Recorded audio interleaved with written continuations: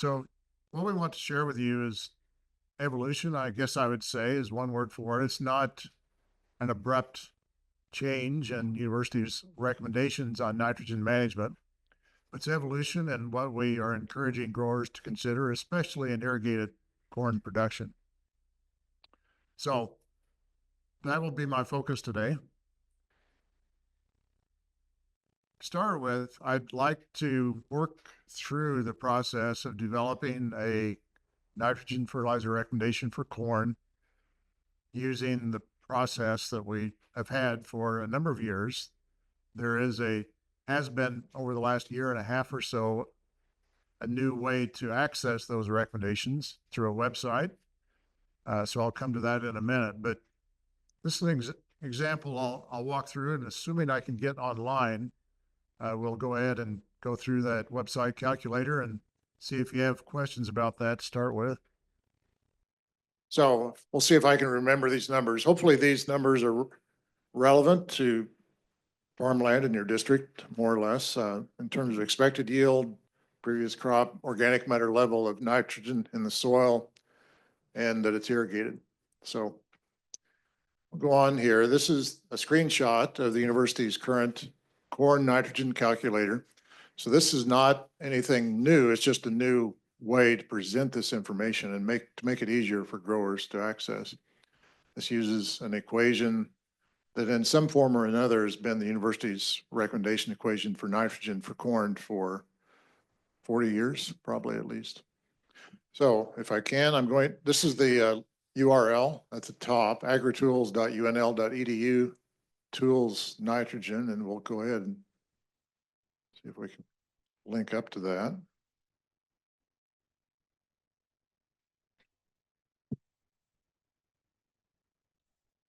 Okay, so this is the online calculator. So one challenge that we ran into was that sometimes it was hard for farmers to use the equation, or we had a spreadsheet, an Excel spreadsheet that was available as a download for growers. And same information was in that spreadsheet, but this simplifies access to the information. So it just has a number of fields that you can fill in, or in some cases there are pull down menus. So I'm just going to work through this example to see what we come up with for a recommendation. It asks you for the field size, and that doesn't matter in terms of the recommendation and how much fertilizer you apply, but it helps in calculating how much fertilizer you'll need, which is one output from this website. The soil texture is just a drop-down menu, and it's just fine or sandy, basically. And that makes a difference in how we account for nitrate, residual nitrate in the soil. So we'll select medium to fine. A critical factor, and this is something that we added to our recommendations over 20 years ago now, is the economics of growing corn. Before 2004, we did not consider economics in our recommendations, at least directly. Today we do. So it helps to know what you think your corn is going to be worth. I've got in here $4.50 a bushel. And we'll come down to the flip side of that, how much fertilizer costs in a little bit. The yield goal here, and just to fit something that I will use later in the presentation, I'm going to reduce this slightly to 270. So our yield expectation is 270 bushels per acre. Just as an aside, I worked out of the US here for about over 5 years in East Africa. And it was interesting when I came back last year, what had changed in terms of expected yields. It seemed like, and I'm not sure my memory is exactly valid, but it seemed like when I left in 2018, a good corn yield was maybe 225, 230. That was kind of what farmers were targeting. And anymore, I'm finding today farmers are in irrigated production environments able to easily reach 270, 280 bushels per acre. So that's been an interesting change in what seems to me a fairly short period of time. Soil organic matter, and I know these fields are going to be a little hard to see from a distance. So if you can't read them, I take my word what I'm reading here. I'm going to reduce the soil organic matter a bit. 2.9 is a little high, maybe for some fields. I'm going to bring that down to 2.5.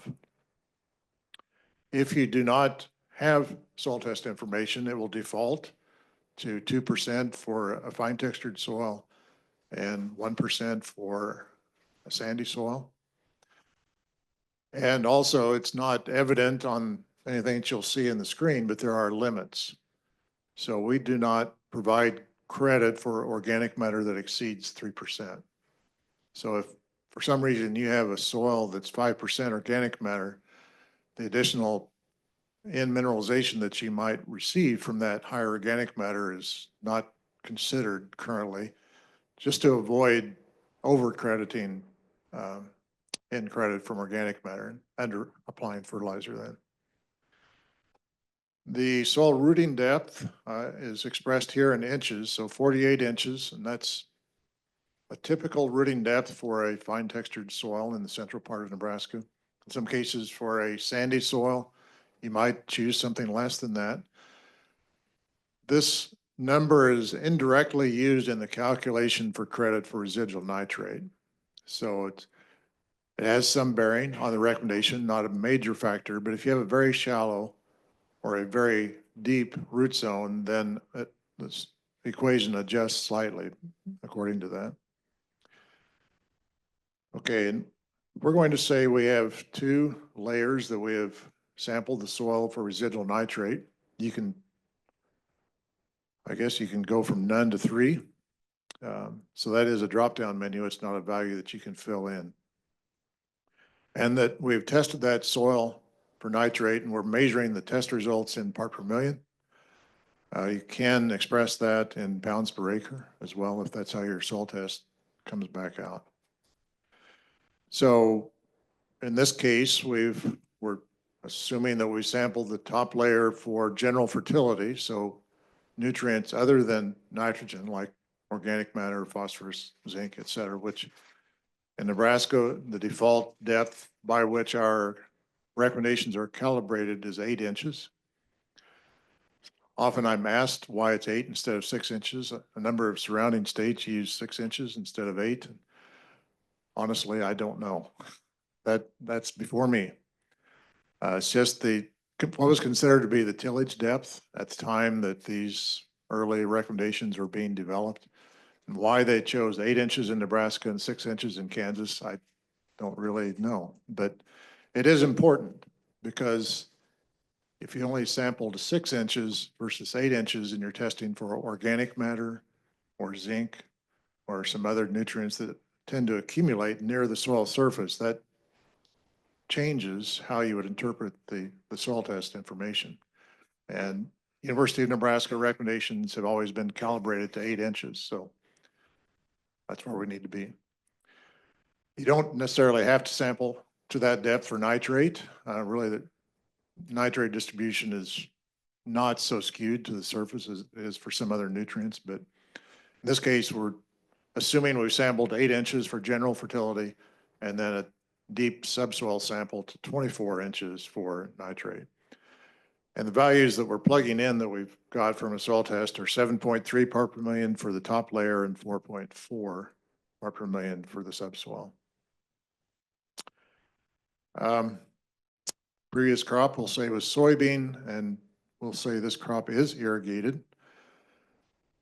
If it is, then it asks you how much you think you will apply. It's primarily to ascertain an appropriate credit for the nitrate content that will be in the irrigation water. And if you don't have a good idea, then it will assign a default value based on where you are in the state. Anywhere from 6 inches of irrigation in the east to I think it's 12 or 15 inches far west. Probably 9 or 10 inches is appropriate for York County in this area. So we'll leave it at 9 inches, and the test results are pretty low that we'll plug in here for nitrate in the irrigation water of 2.2 part per million. To simplify things, we'll say that there is not going to be any manure applied to this field, and we're only going to apply nitrogen in the spring.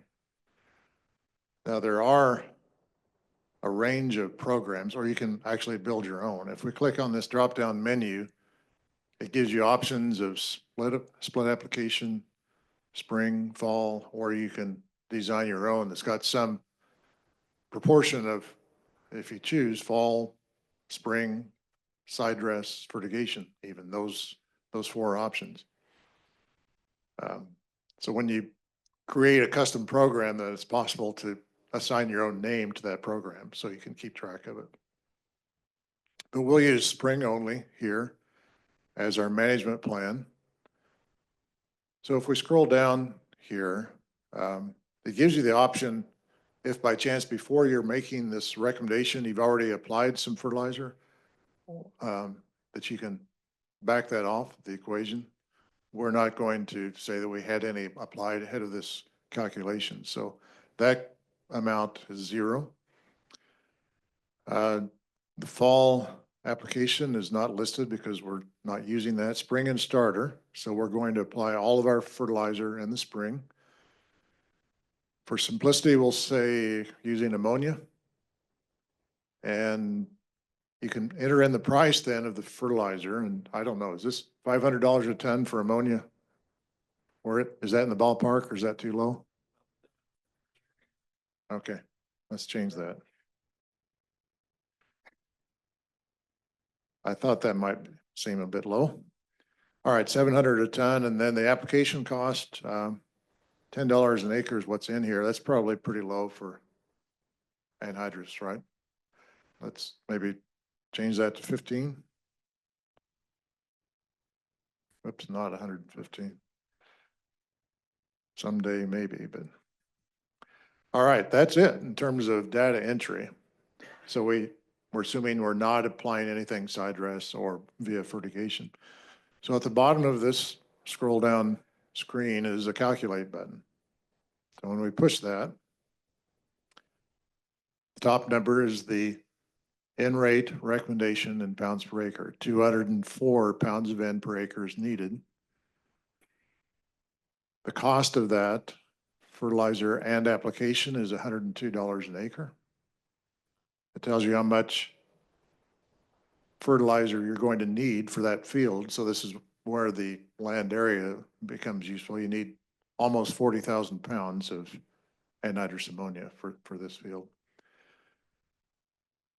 One thing that this website has calculated then we could not earlier easily come up with was an estimate of the end-use efficiency.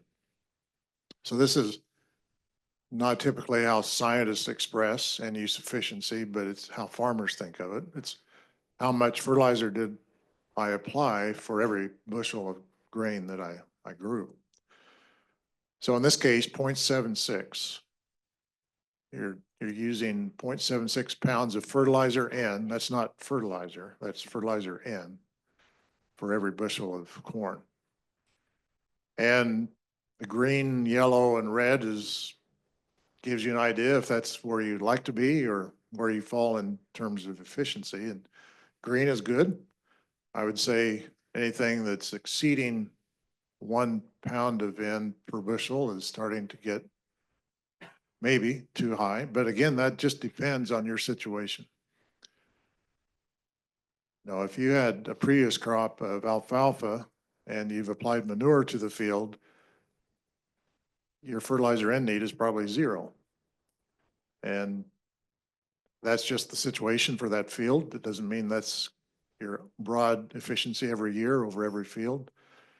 But if you have an extremely sandy soil with little residual, no credits from any other source, your fertilizer need might approach or sometimes even exceed 1 pound of N per bushel. So there's no shame in having an efficiency that's not approaching the average, but if your efficiency on average is different from the green area, then you may want to think, are there reasons why it's not that I could change so it'd be more efficient? I sure do. What is it?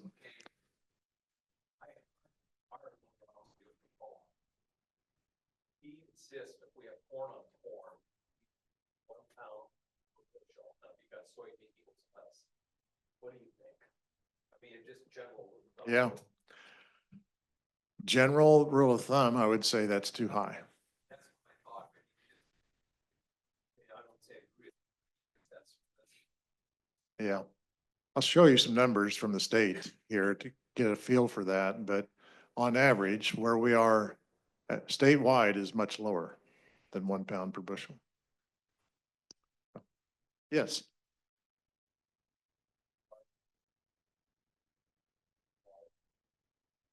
We do not. We consider stabilizers and inhibitors to be useful. And I think um, perhaps future iterations of this calculator, we might do that. Yeah. Those vary quite a bit in cost and honestly in efficacy. So that's another can of worms, I guess. There are inhibitors, stabilizers that we have done a lot of research with that we know to be of value. They're not a fail-safe panacea, but they certainly can help preserve fertilizer. One other thing about this calculator site then is that there are a couple of drop-down menus here. So one is the calculated end credits and price components.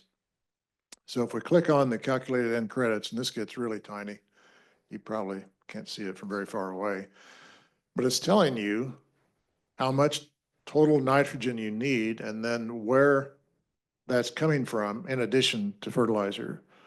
So for this, what did I say, 270 bushel yield goal? If I remember right, we need 359 pounds of N per acre. Of that credit or total amount, 95 pounds is coming from some organic matter. 32 pounds is coming from residual nitrate. 45 pounds is the legume credit for soybeans. 4 pounds is irrigation water nitrate credit. And then there's no manure credit. So 202 pounds of N is needed. Is that right? 204 from fertilizer. 359 is what the crop needs. The difference is coming up from all these various credits. All of those credits are estimates. They're based on a lot of research, but they're still estimates based on average weather conditions for the most part. Yeah. Yeah. Yeah, that's a common question. So the University of Nebraska basically discounts credits from soybeans if you have a very low yielding crop. I think it's 30 bushels per acre or less. We start to reduce the credit. There's not a significant boost for higher yielding soybeans because the credit is not so much from nitrogen added to the soil by the soybean crop. So whether the fact that you don't have corn residue that's tying up mineralized nitrogen from soil organic matter. So when you add high carbon residue from corn, that tends to tie up nitrogen from the soil for a while that residue is decomposing. You don't have near as much carbon that you're adding to the soil with the soybean credits. You have a higher or lower carbon to nitrogen ratio with soybean. So higher yielding soybeans don't necessarily add any more nitrogen to the soil. They just tie up less than corn residue would.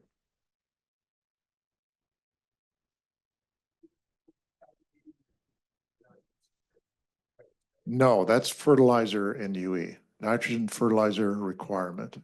So that's how we tend to think of it. Truthfully, scientists like to think of actual nitrogen available to the crop as we factor in and calculate in UE. But that requires some way to directly measure all of those credits, and farmers don't really have that. So keep this number in mind, 204 pounds of nitrogen per acre for this 270 bushel yield goal. Any questions before I move on here?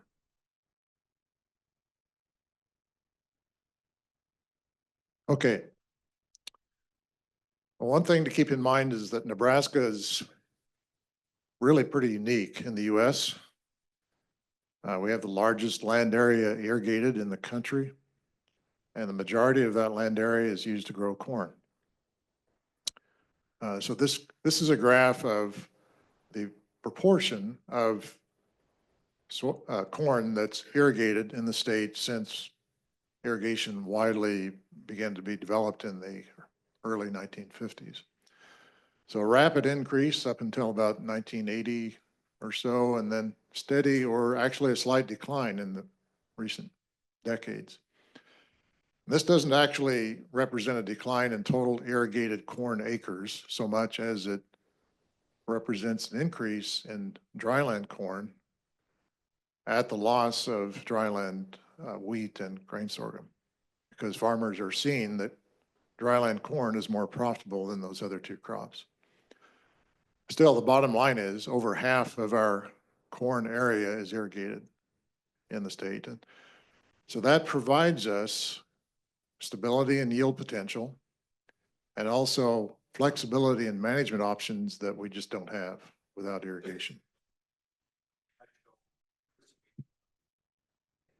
What's the actual corn acre irrigated versus? I could, but I don't have that off the top of my head.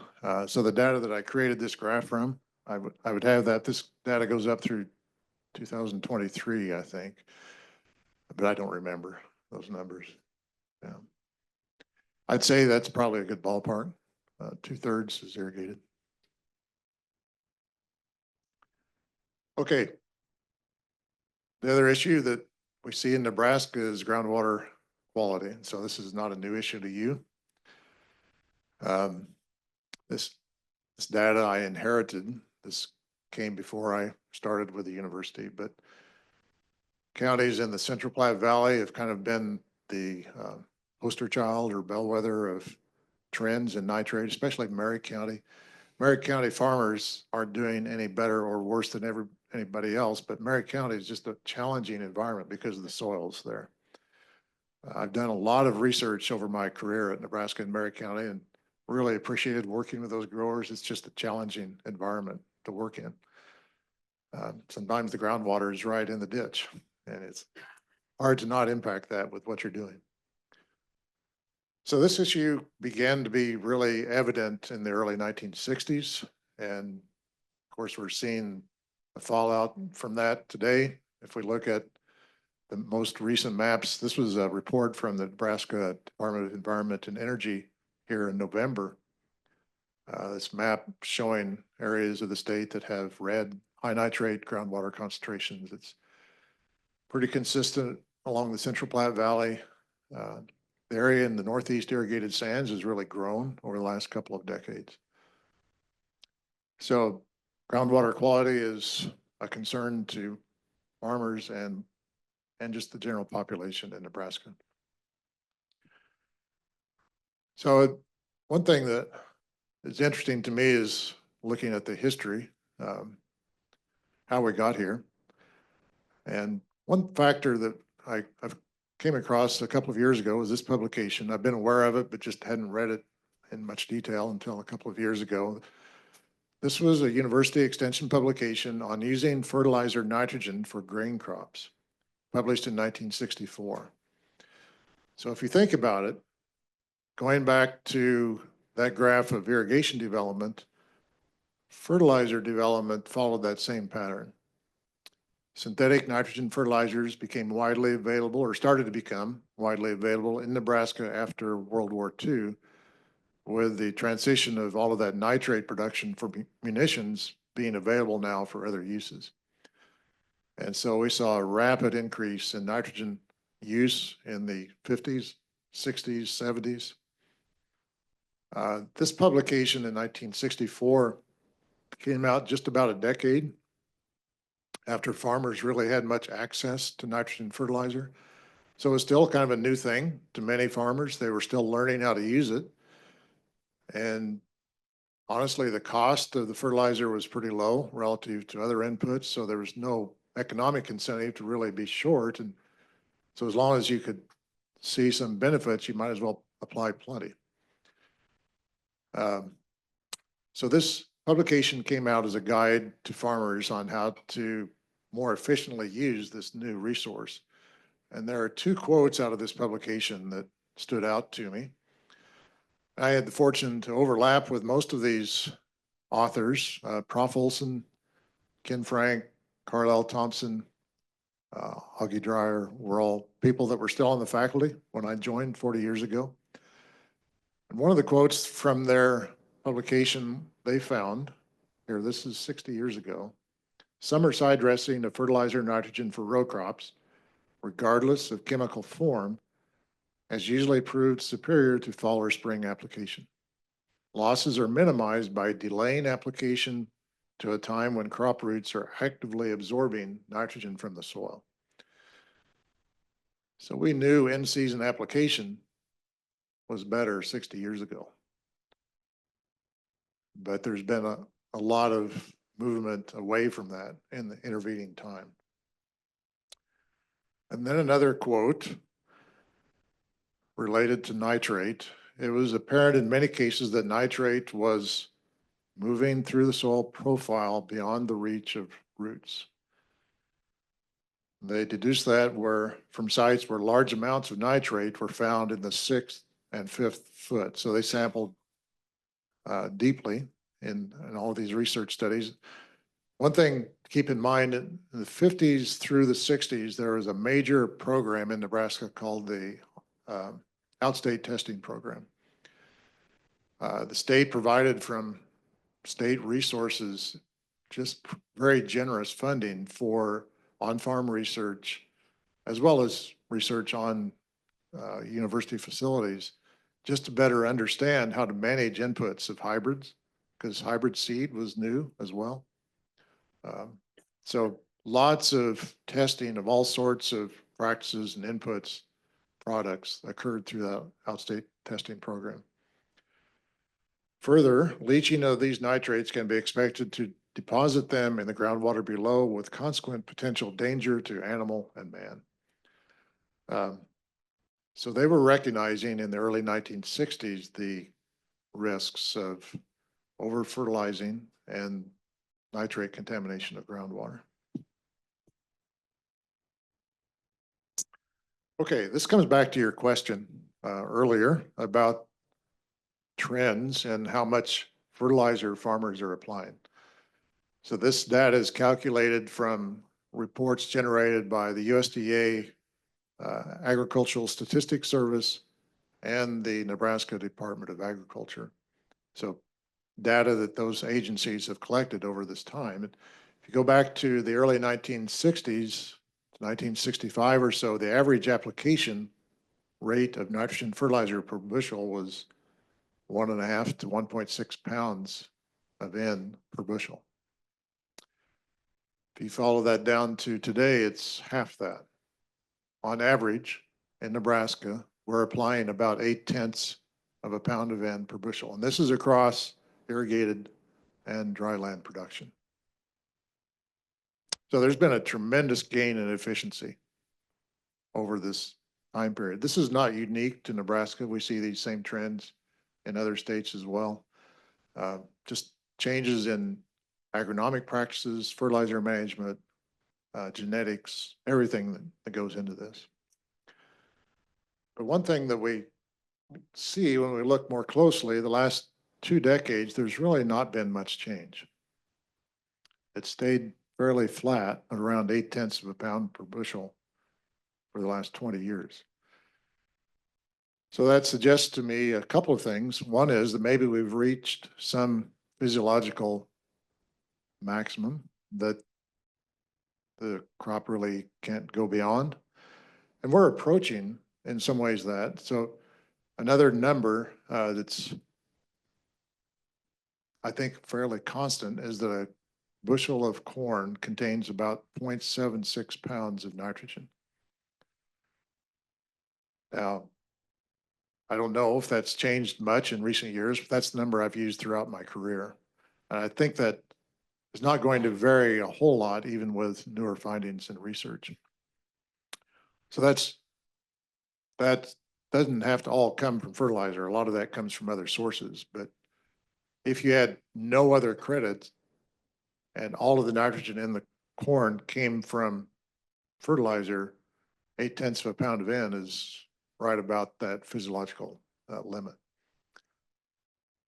But another factor is that maybe the practices that we're using historically may have reached the limit of what we can do to make those more efficient. So that includes using prediction equations to say what the fertilizer N rate should be in sources, primarily ammonia, or today, over half of the nitrogen sold in Nebraska is solution, UAN solution. The timing is over this last 60, 70 years has primarily been fall or spring pre-plant. There's limited use of side dress application and more recently inhibitors, but those practices are not commonly used on, especially on fine textured soils.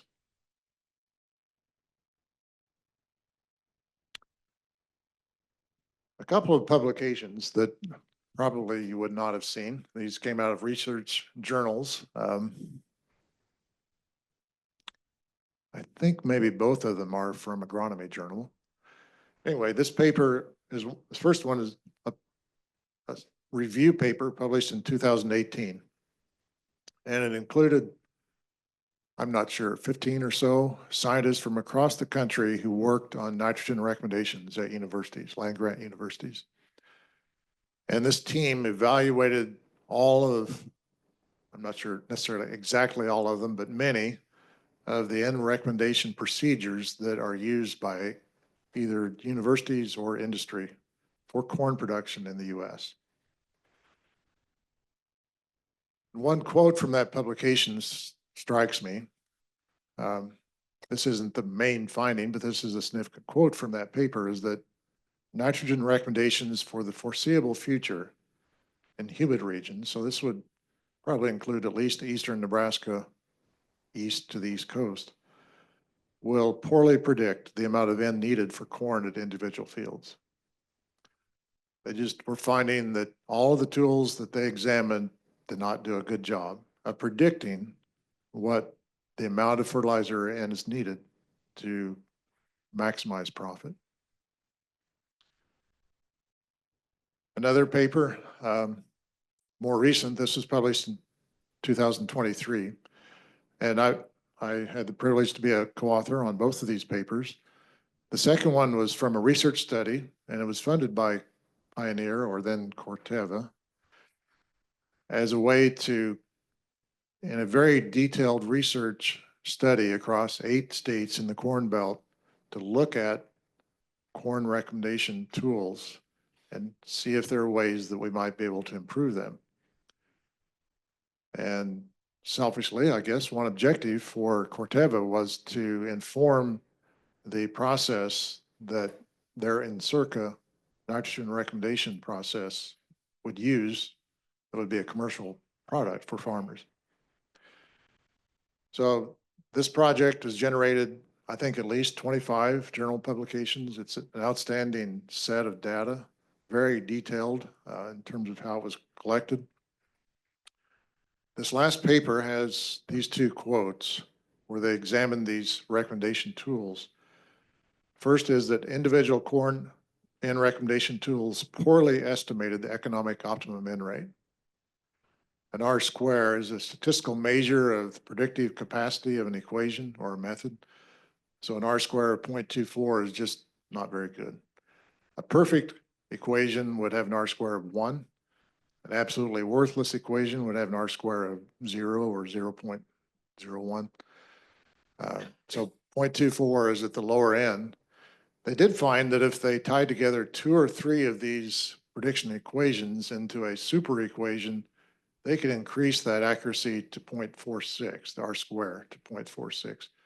Still not a very good capacity to predict what the economic optimum N rate is. So that brings us to the university's equation, the one that I just walked you through. This equation was developed from research conducted in the 1970s and then early 2000s. It was built on data from research conducted even earlier in the 60s and 50s. So there's been a nitrogen fertilizer recommendation equation since the early 1960s, but increasingly refined with more research. This is the basic form of the equation. I won't belabor that. This exact equation then has slight nuances that refine it in the calculator that I showed you online. But it's a mass balance approach. So it assumes that you need so much nitrogen per bushel, which is a physiological constant. So as a side effect or side note, this 1.2 is sometimes misconstrued as the amount of fertilizer N that we need. And it's not. The value of 1.2, as far as I understand, originated from a paper published in the early 1970s by a scientist named George Stanford. And he actually used data from research. He got some data from Prof. Olson at that time to help in his study.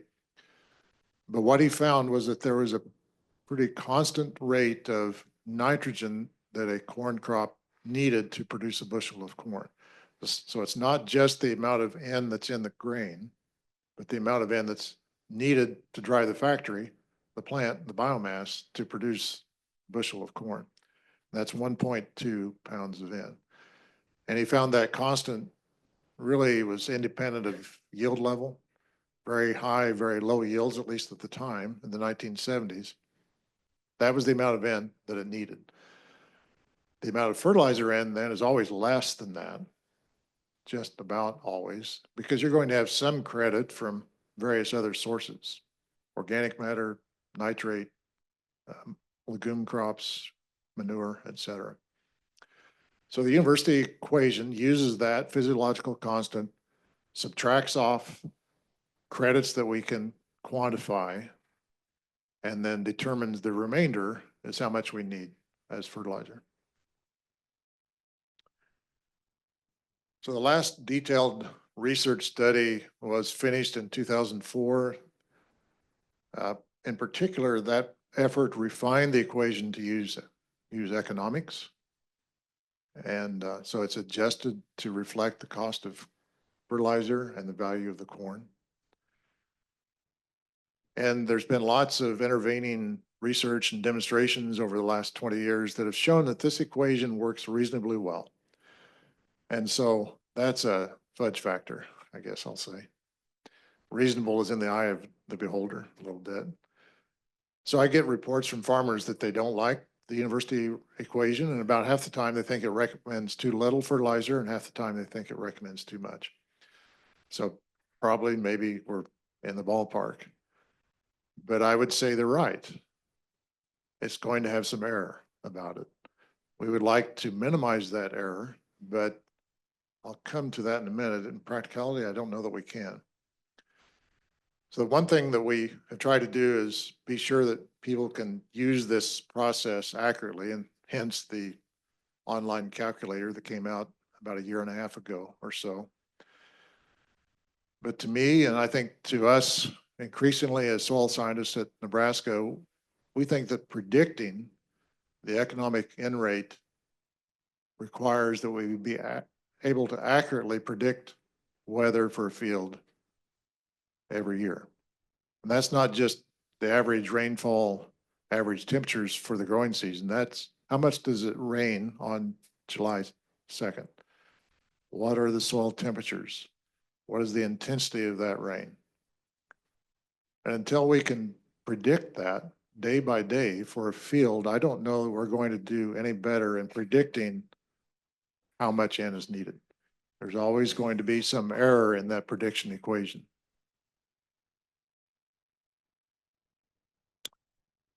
So when we think about what we do here in Nebraska for irrigated production, for nitrogen, typically we would encourage farmers to sample in the fall after harvest, figure out how much credit they should give to organic matter and residual nitrate We use an equation to predict what the N rate should be in November, 5 or 6 months before the crop is actually growing. And sometimes we'll go ahead and apply fertilizer in November. And we all have all of that intervening weather that's impacting the availability of that fertilizer for the coming year's crop. On the other hand, for irrigation, we use sensors to determine crop water use, weather stations. Every day, I think still probably on KRVN, you can hear a report about what the crop water use is based on information from weather stations around the state. We determine how much water is available in the soil by sensors increasingly, or even just crudely by a hand field method. We estimate there's this much moisture. With those two sources of information, we determine when and how much to irrigate. We don't decide in November, well, I think I'll irrigate 17 inches next year. We don't put all of our irrigation water on in November either. We use the crop to inform us as to what's going on. And increasingly, we have the capacity, and we think we should be starting to manage nitrogen more like we do irrigation water. Use the crop to tell us if it needs nitrogen or not. Well, honestly, that's something I don't know that I know anymore. There may have been changes in genetics that have changed the root architecture of modern genetics. I would say always the majority of water and nutrient uptake has occurred in the top 2 feet, but there has been significant uptake deeper than that. I would be a little surprised if there is no rooting below 2 feet now. But honestly, I don't know if that's changed. Yeah. That's good to know. I haven't been around Nebraska to do much work on that lately, but if you think your crop is not rooting significantly as deep, then you can adjust that. Use a lower value in the calculator. It's not a huge difference. It's slight nuances in how much credit is given for nitrate. All right. So that's a segue point. Let me pause here. Any questions so far? More detail or anything that you'd like to go into?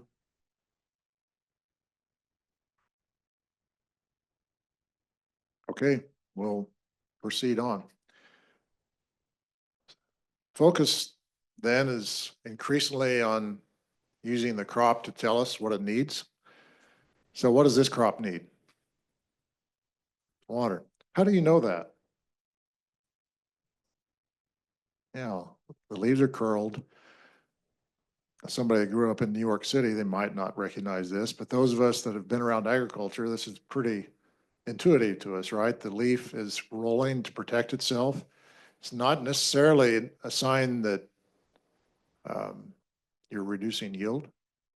So in a very high evapotranspirative demand situation, the crop will roll to protect itself, unroll at night. That may not even indicate that it needs water. There may be enough water, it's just that the evaporative demand is so high that crop is protecting itself against that demand until it's less, and then it starts to expand the leaves. So this is an indication of potential problems, but not necessarily exactly a problem. What's going on in this crop?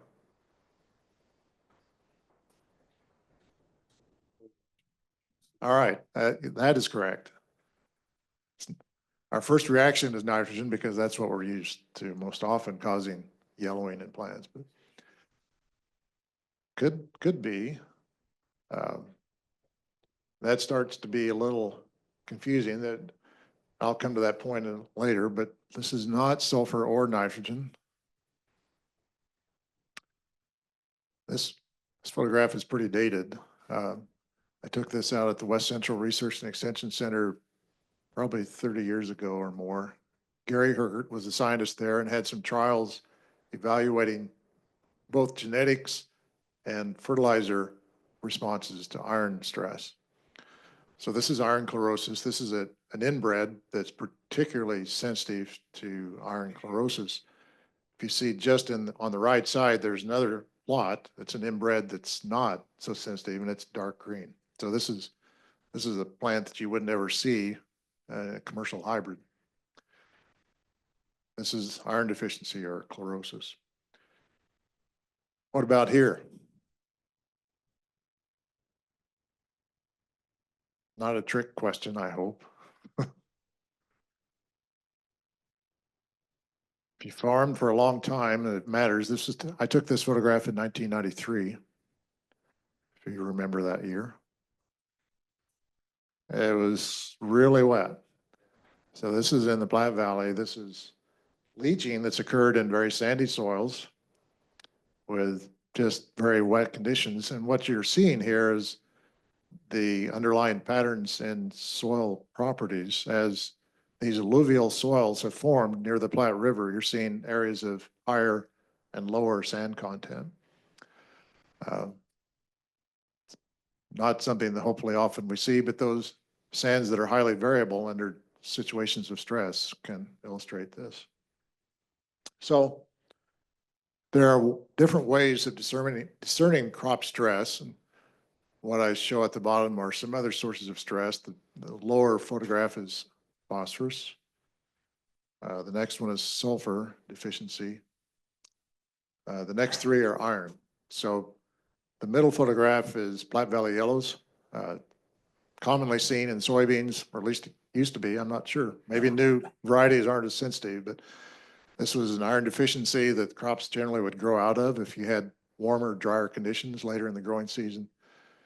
Iron chlorosis, just for a side benefit, it's a relatively immobile nutrient in plants. So if you have low iron conditions in the soil or weather conditions that are not conducive to iron uptake, the interveinal chlorosis will be expressed on the newer upper leaves first. So that's different from manganese or magnesium, sulfur. The top leaves will be the leaves that are most stressed in corn. But there are different ways to use visual signals to assess plant stress. The most obvious is color, but also leaf or plant shape, patterns within leaves, patterns on a plant, and patterns within a field. Now, the first one, just basic color, is something that newer technology, sensors come along and help us detect. Leaf shape, patterns within fields are things that we can use to help understand reflectance that we might see from a sensor, but sometimes we need some calibration to help us interpret what a sensor is telling us. So this is the electromagnetic spectrum. Its energy comes from very short, high energy wave bands or wavelengths to very long, lower energy wave bands. So from gamma rays, X-rays, visible light, near infrared, radio, TV signals. What we actually see is just a very narrow slice in this electromagnetic spectrum, 400 to 700 nanometers in wavelength. So above that is longer wavelengths. Plants can see them. Animals sometimes, often can. But if we think about what the plant is absorbing for energy or reflecting, it typically looks like this. This is in the visible to the near infrared range. So typical plant reflectance has a curve that looks like this. And we see this significant increase in reflectance once we exceed the visible wavelengths. We see this slight peak in reflectance around 550 nanometers. What do you think that is?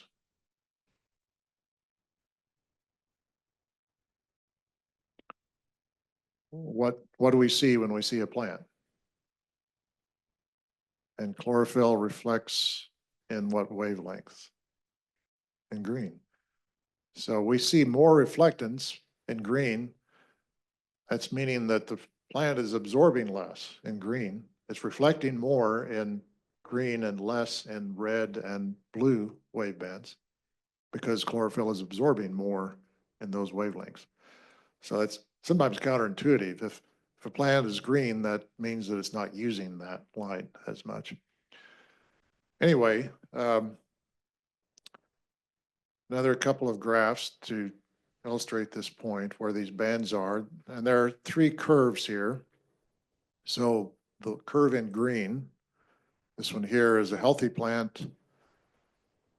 This one in the middle, this red curve is a stressed or unhealthy plant. So it's absorbing less in the higher near infrared bands and reflecting a little bit more, especially in bands that may cause what we see with our eyes to see more yellow or less green. And then soil is kind of flat. So soil doesn't have the variation in reflectance that a plant will. If we go on, and this is, I'm sorry, getting harder to see, but into the longer and longer wave bands, reflectance from plants is influenced less by pigments. So in the visible wave bands, reflectance is especially influenced by chlorophyll and also anthocyanins. So in the fall, when leaves start to have chlorophyll leach out of the leaves, anthocyanins don't leach as quickly out of leaf tissue. Anthocyanins reflect then in more the red and yellow wave bands. So that's why we see yellow and red leaves in the fall, because chlorophyll is gone, but the other pigments are still there. Another thing that's important about these longer wavelengths is that they tend to be helpful in discerning water stress in plants. So sensors that detect in the mid-infrared range have been used to manage and measure water stress as well. Well, the actual reflectance from a plant is interesting, but when the reflectance in one wavelength versus another wavelength is considered, that becomes more useful in understanding what's going on in the plant. So these relative reflectance measurements are called a vegetation index. It's a combination of two or more reflectance in two or more wavebands. And this graph illustrates how reflectance varies in plants with N rate. So the amount of N that's available to this crop is varying based on the amount of fertilizer that's applied. And you can see the reflectance changing in these different wavelengths, especially in the visible wavelengths. So these vegetation indices have been studied by scientists for at least 60 years. And the relationship of these vegetation indices to the plant has been published. There are 150 or more various vegetation indices, depending on what you're trying to measure with plants. NDVI is the one that people may have heard of, Normalized Difference Vegetation Index, this first one. It's the relationship of plant reflectance in red versus red, near infrared wave bands. And I'll show the form of the equation here. So it uses near infrared at about 750 nanometers and visible at around 670 nanometers. Another equation that we found, and this is actually from research done in Nebraska, the University School of Natural Resources then, a scientist named Anatoly Gielsen was instrumental in developing this equation along with others. But it uses reflectance in the red edge instead of red. And that's because high biomass crops tend to saturate in their reflectance once they get to fairly significant amount of biomass. So corn, once it reaches about 12 to 14 leaf stage, reflectance in the red wavelength doesn't change much as the corn gets larger. In the red edge, it does change. So NDVI is useful for lower biomass crops like wheat. But for high biomass crops, we found NDRE to produce a more accurate estimate of nitrogen availability in plants. These other indices are ones that are used, especially the DAT and MTCI indices. I've had students explore those in water stressed environments. They may help differentiate water from N stress in irrigated crops. Yeah.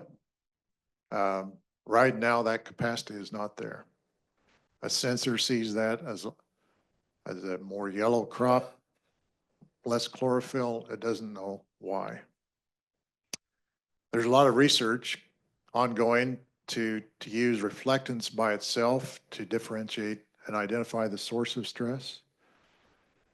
But this goes back to my point. A sensor is just seeing color in various wave bands, and it doesn't know why it's that color. So I'll come to that a little bit, that the idea of calibration against that particular source of stress is really critical. Yeah. Okay.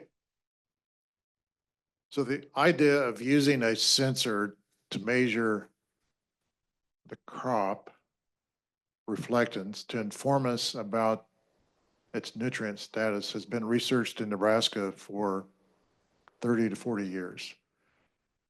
Particularly, some of you may know Jim Shepherd's, retired USDA scientist. He and others, along with myself, Gary Hergard, many scientists in USDA as well, along with scientists at other land granting universities, have been looking at sensors to measure nitrogen status for a long time. Eventually, that technology grew and matured to the point that it was commercialized. And the use of an active sensor was promoted and then commercialized, at least by 2 or 3 companies around the world. 2015, we started this project called Project Sense to encourage farmers to be aware of this technology and to encourage the adoption of it. And this NRD helped fund our education and research projects, along with other NRDs and the Corn Board. So Project Sense was a way to introduce farmers to sensor technology and have them consider adopting it. And the project used an active crop canopy sensor. So this is what those looked like. Now, in our use of this system, we had more sensors on the applicator than were necessary because we were collecting data for research as well. The size applicator that we had commercially, a farmer would have only needed 2 or 3 sensors. I think we had 7. Anyway, the active sensor emits a light source, a white light source, and then it has sensor detectors in the sensor that detect in 2 or sometimes 3 wavelengths. And this light source is pulsed in a way that the sunlight does not interfere. So it's not measuring the sun reflectance, it's measuring reflectance just from this light source. And it's pulsed at, I think, 30,000 hertz, so 30,000 pulses a second. It's very precise, so it's measuring along every leaf as the applicator goes along through the field at 15 miles an hour. That information then goes into a computer on board, goes through an algorithm, calculates the amount of fertilizer that's needed for that point in the field, and the system adjusts the fertilizer rate for that point. And just sensing and adjustment occurs on the go as you go down through the field.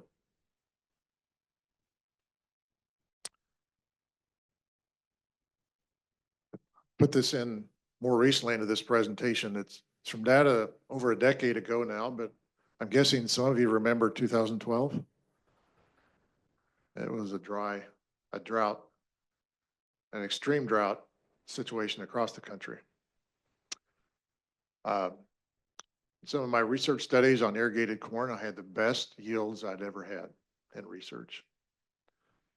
And these 2 sites in Clay and Merritt counties were indicative of that. So I had a student who was evaluating sensor technology in small plots. So using these active sensors to measure in a small plot area and then apply based on what the sensors told us during the growing season. We had a reference plot always. So this comes back to how these sensors know it's nitrogen and not zinc or iron or something else. We always measure against a non-limiting situation. We don't know that it's nitrogen. So we measure plants that we are confident nitrogen is not limiting, compare the measurements in that environment to the rest of the field, and develop what's called a sufficiency index. And if the ratio between the plots that we know to not be stressed to the rest of the field reach a certain threshold, then that triggers the application of fertilizer. So in this case, we had a reference treatment, 250 pounds per acre. Our base treatment in these plots was 75 pounds per acre. In Marion County, when we went in to measure the crop at probably V8 to V10, Marion County said there's no sufficiency index calculated, there's no need for additional fertilizer. In Clay County, the sensor triggered a small application, I think another 10 or 15 pounds of N per acre, but very small. The yield that we got then from those plots are in these graphs here. So in all cases, the yield exceeded or approached 250 bushels per acre. No difference statistically between 250 pounds of N and 75 pounds of N. So in 2012, we had an environment where we were irrigating regularly. And that irrigation mineralized a small amount of fertilizer, nitrogen from the crop, not fertilizer, made that available to the crop. There was also no leaching occurring because it didn't rain. No loss of N through leaching to groundwater or even gaseous loss. So this was an unusual situation where the supply of N from the soil was optimized and the losses of N from the soil were minimized, resulting in the fact we really did not need more fertilizer during the growing season. That's an extreme example, but an example of the sensitivity of a sensor-based approach to what's going on that crop year for that field. So through the 6 or 8 years that we conducted Project Sense, these were the averages that we saw. A sensor-based approach significantly reduced the amount of fertilizer needed. These were compared in randomized replicated field length strips to a grower's approach. And these were good growers. They were already doing a good job. In many cases, they may have been following the university's recommendation algorithm. But in all cases, well, majority of the cases, on average, why the sensor-based approach reduced the amount of fertilizer, slightly reduced yield. So we lost about 2 bushels per acre using the sensor-based approach, but that increased profitability.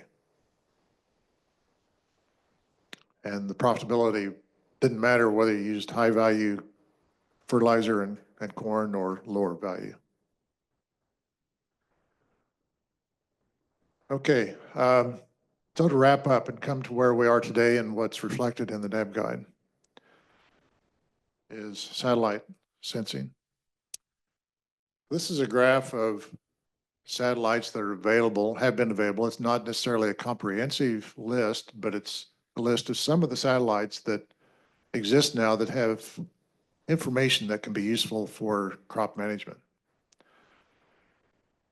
And if we look at the top of the list, going back to older satellite systems, typically the resolution in meters is 30 or 60 or higher meters. So pretty coarse resolution. And the revisit time is pretty long. 10 days, 16 days, 3 to 6 days. But as we come down to newer and newer satellite systems, we see resolutions that go down as fine as 0.3 of a meter. a foot,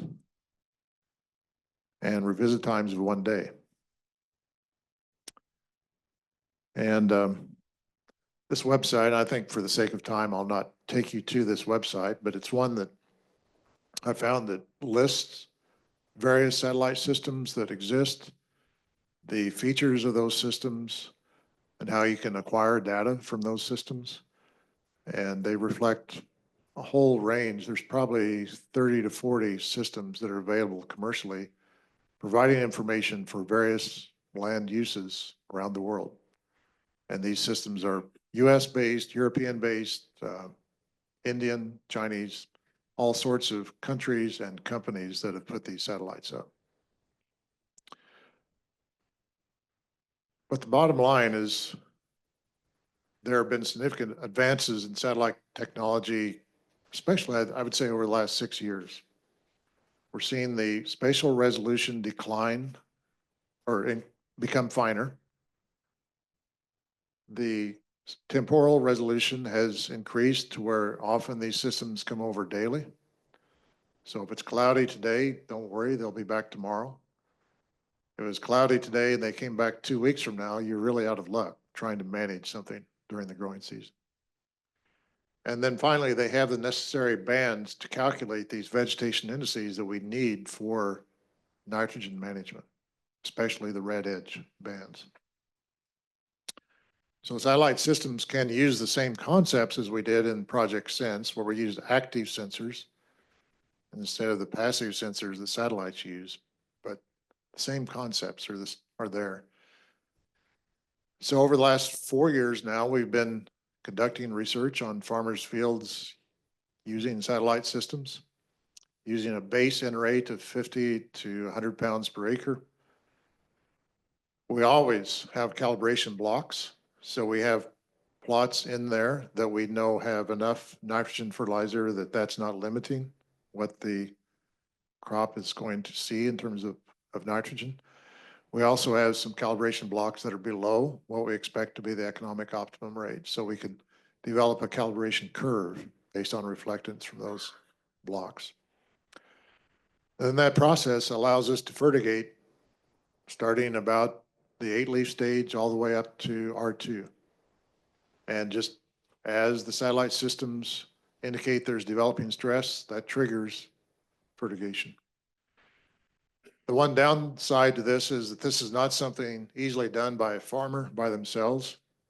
It requires somebody to purchase satellite imagery, and that's usually sold in large blocks, not fields, and then to analyze the data and create a recommendation.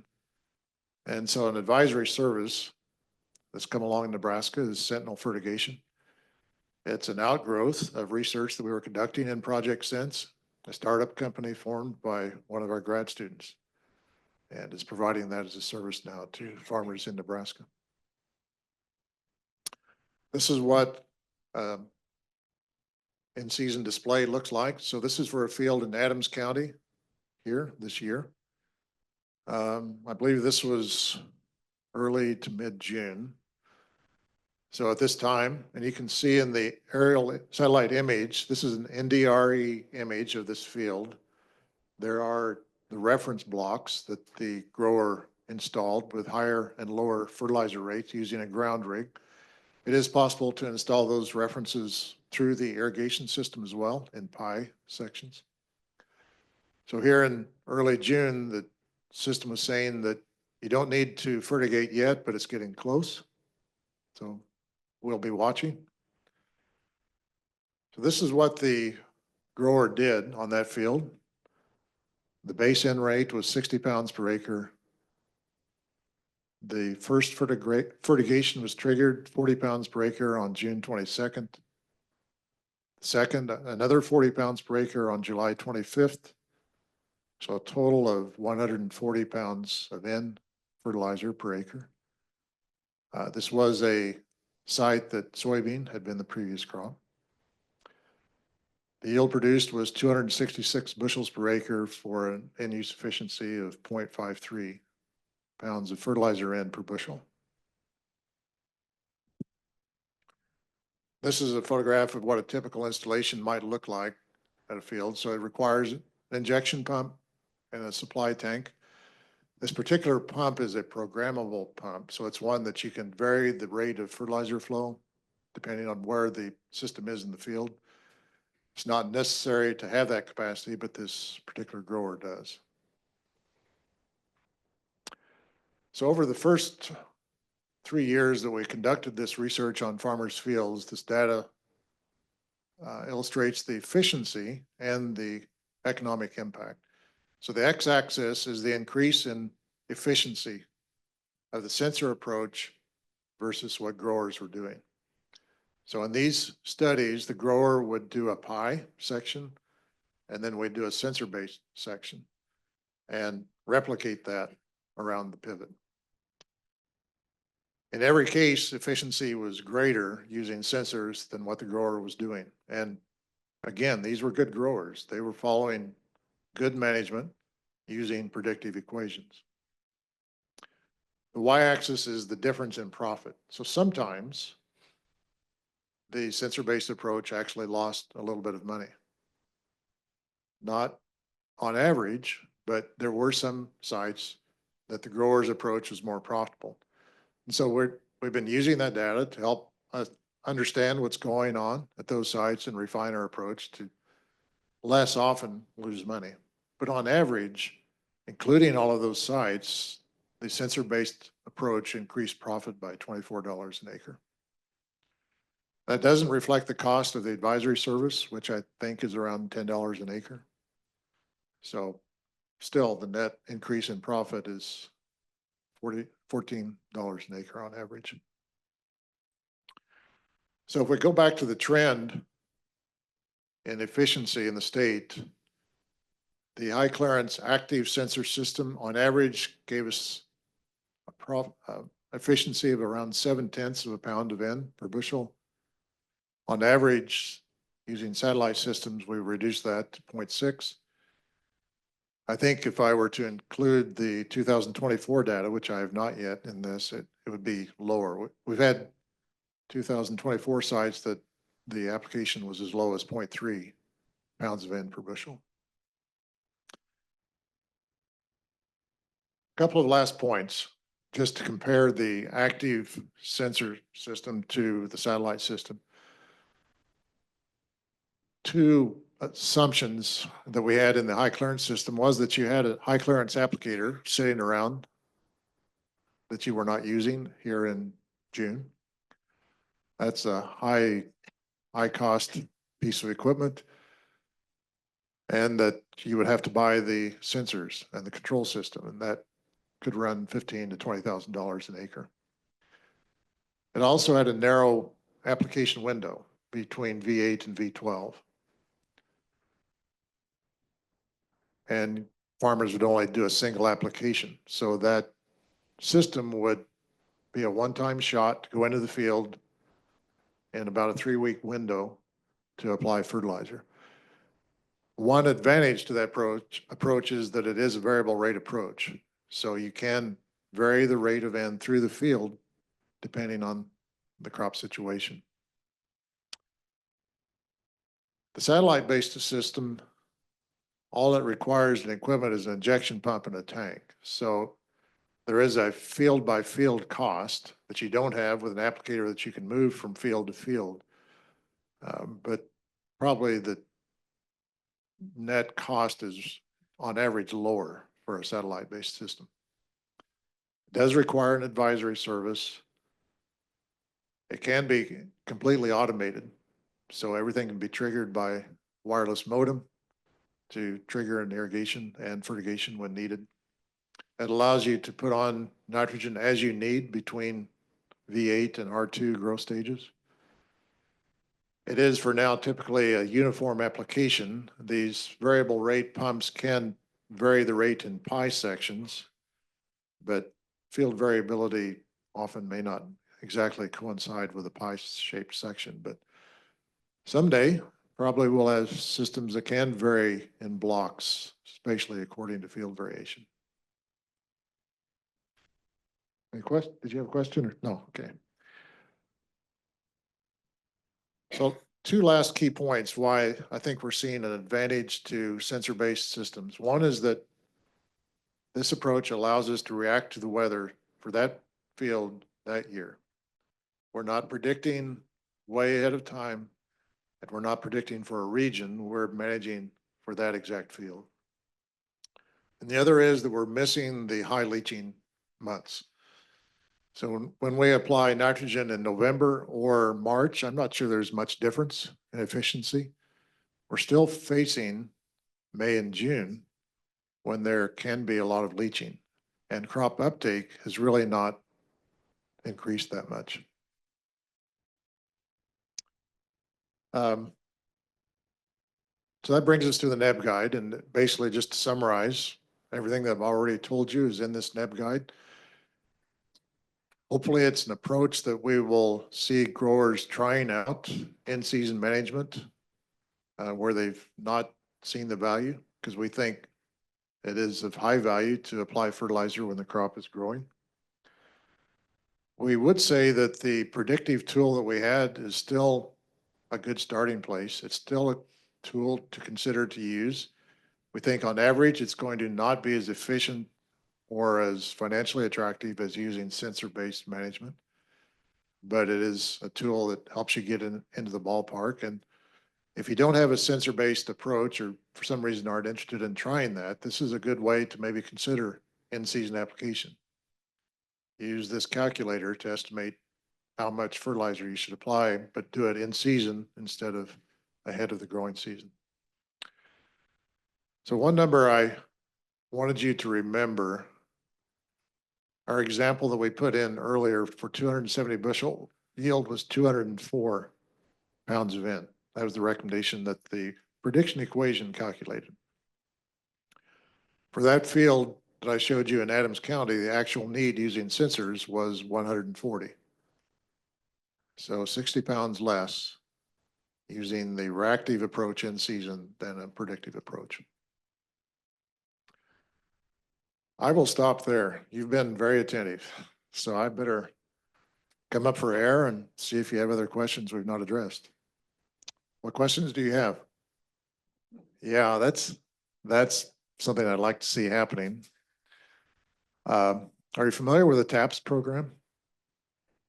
So it does that. You get a prize if you have the best NUE.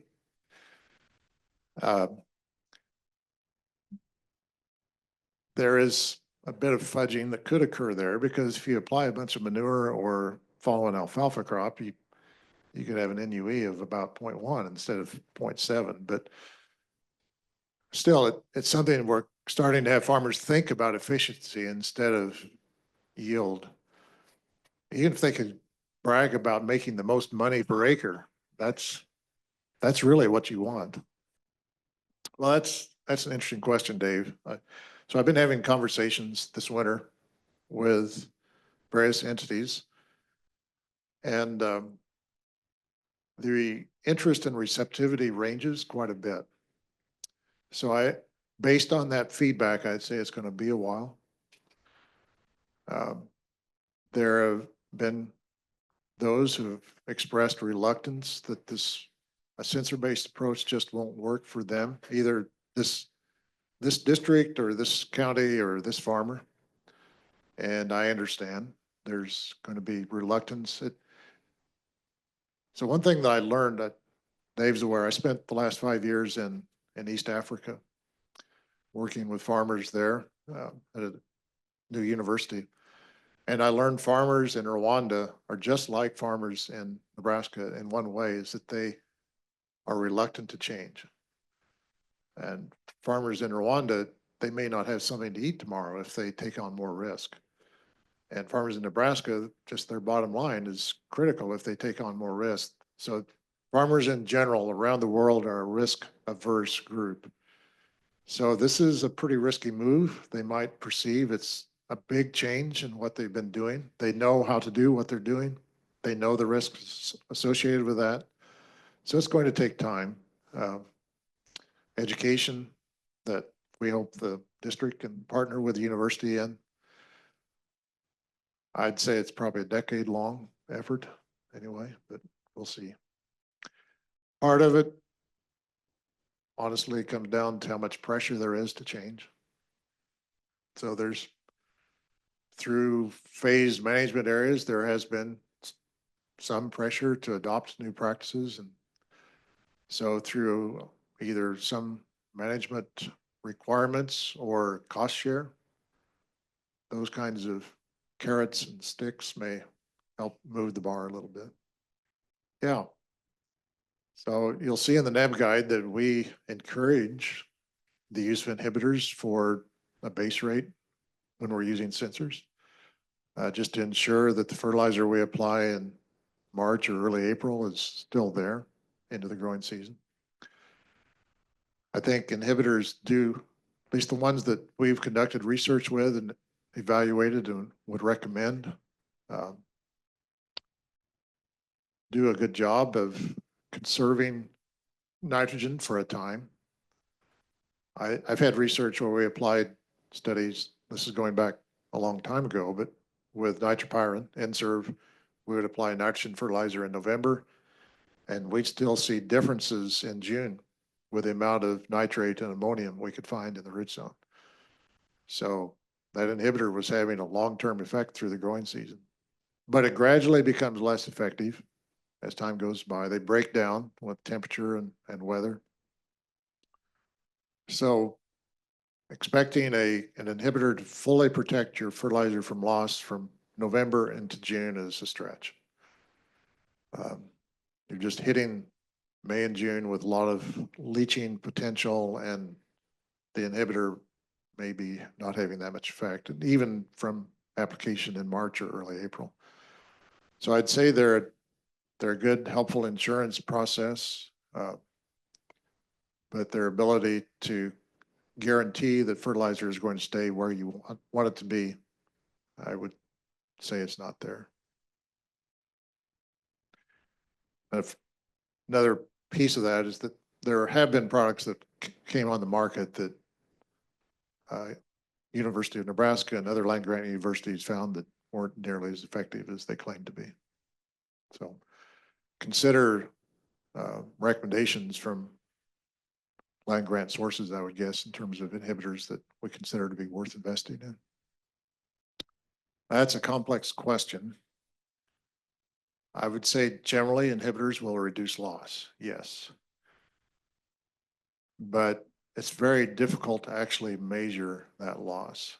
So research generally tries to infer that loss by soil sampling in the root zone and measuring what the crop takes up during the growing season. To actually directly measure leaching loss is almost impossible. Yeah, that raises a point that I forgot to mention. So up front in our NEB guide, and we have not broadly publicized this, but we're no longer recommending fall application as an acceptable practice, period. And I'd say if you're going to apply anything in the fall, and I would say only ammonia, should they apply in the fall. I'm double speaking here. They should not apply ammonia in the fall, but if they're going to, use that as a source and use an inhibitor. That will increase the odds that that fertilizer will be there in the growing season. It won't guarantee it, but it'll increase the potential. So that comes back to some of the feedback that I'm hearing about in-season management. Is that supply chain constraints and time are issues. And I understand that. But moving to more fall application is going to directly increase groundwater quality issues, regardless of inhibitor use. I think personally, I can envision if I'm a farmer and I don't have to make a field trip to apply fertilizer, period, except maybe just ahead of planting, or maybe even with a planter. That's going to save time and money. The dealer can deliver the product to the pump, to the tank at the pivot point, and I can remotely control that, or my advisory service can remotely control that. I don't have to make a field application, or it's all automated, almost. Well, no, I haven't. Yeah, I'm putting that in a stretch. I fertigated in research settings and I'm, yeah, you're right. And if there is a move towards less ammonia and more UAN solution, that's going to pressure the price of solution. I see that. So there are challenges in the industry. Yeah, yeah, I still believe that. So in a sense, fall, application in November, I would say often is no different than in March. Hence the added value of in-season management, just to avoid those heavy leaching opportunities.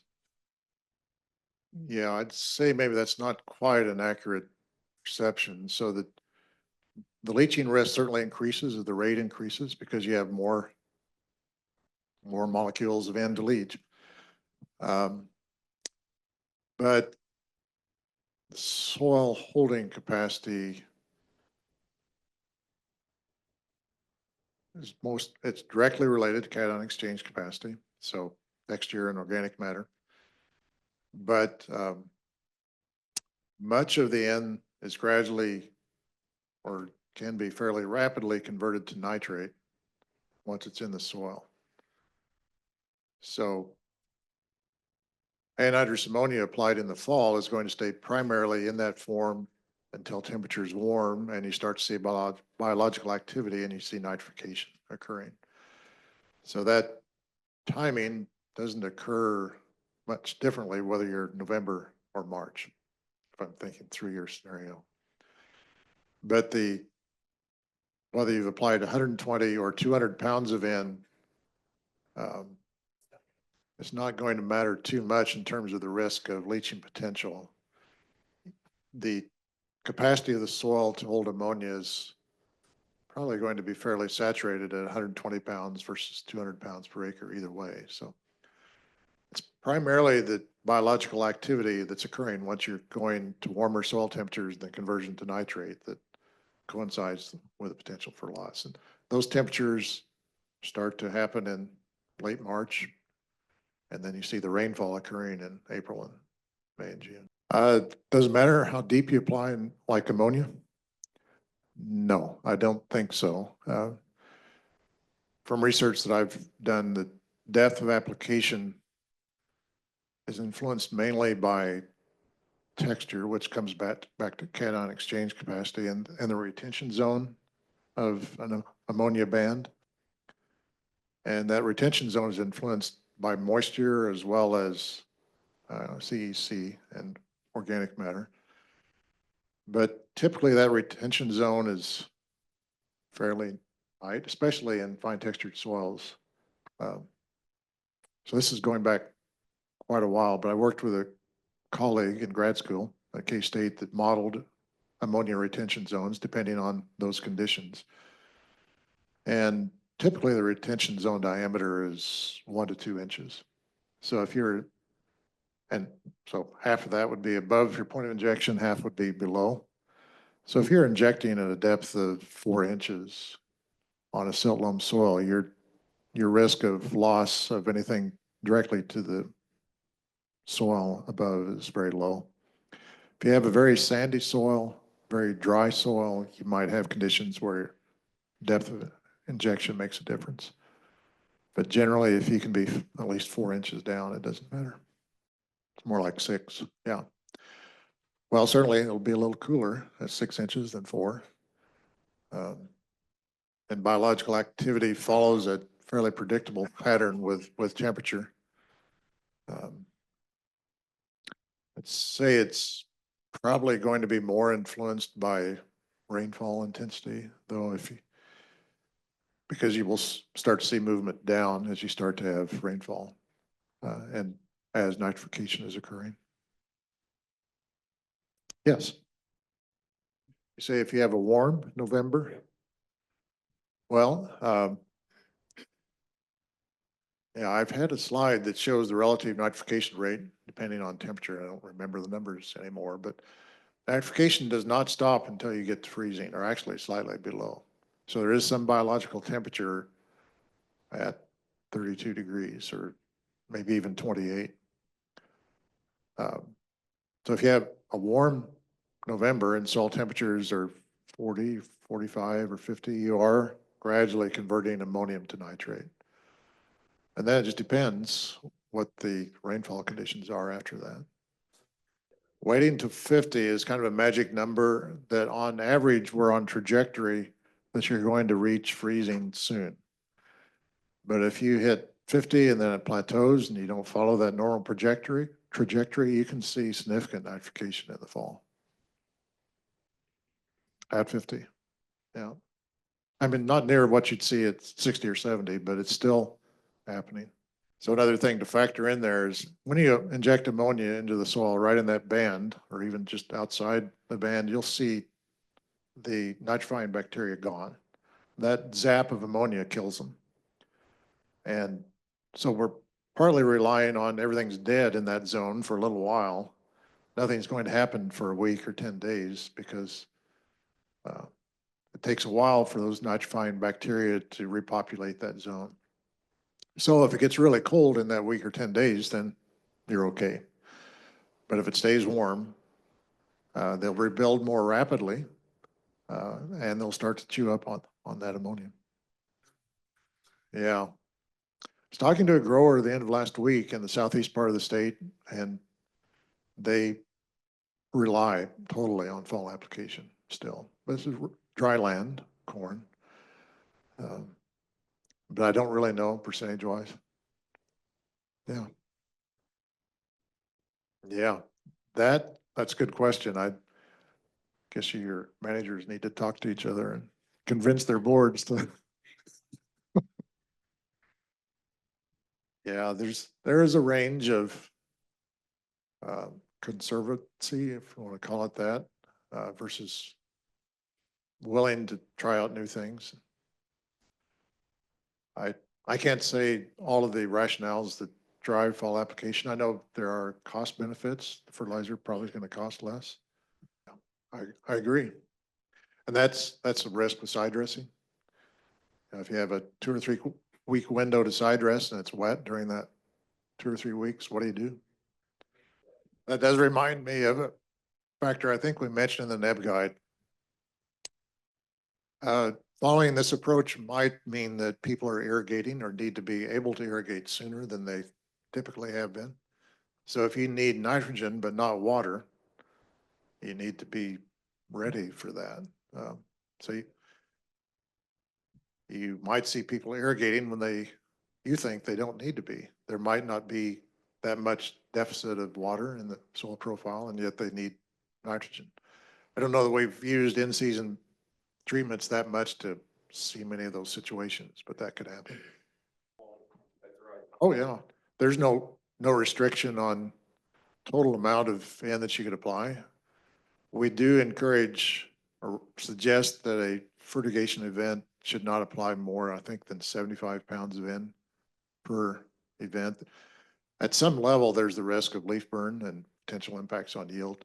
I don't think you'd ever see that with fertigation, but well, yes, we're assuming that all of that 60 pounds is used. Now it's not entering through the leaf. It's going into the soil and then being taken up by the plant. There's really very limited plant uptake of nitrogen through the stomata. It can occur, but very small. So generally all of that 60 pounds would come through the roots. You need something to get the plant to the point where you need to start fertigating. So that's why we suggest a base rate of 50 to 100 pounds. To use sensors, we need to be able to see primarily the crop rather than the soil. And that transition occurs in the 6 to 8 leaf stage. I think sentinel fertigation will start to make recommendations at the 6th leaf stage, but there is the risk of some soil interference until the canopy closes. But you need some nitrogen, usually some additional fertilizer to get to that 8 leaf stage, and then you can start sensing the crop. Might be, kind of depends on your soil in your starter. I've had growers just put on 30 pounds base rate, and you could do that with a starter. 60 pounds might be a stretch with a starter. Yeah, I'd say that Sounds right. If Joe said it, it's right. So all of our experience over the last 4 or 5 years with this approach, Joe's been leading. I wasn't involved in that research. So it's carried on. I've just kind of jumped back into it since I've been back in the country. But yes, I would say you would see a lower amount of N needed after soybeans. So that's an area that I'm not as up on the research lately, the literature, but I have seen some publications that are finding degradates of inhibitors. So the breakdown products in soil water and eventually into groundwater. Well, the risk from those products, I think, is not known yet, but anytime you have a synthetic organic compound entering groundwater, that starts to raise a little bit of the flag. So that's something to watch.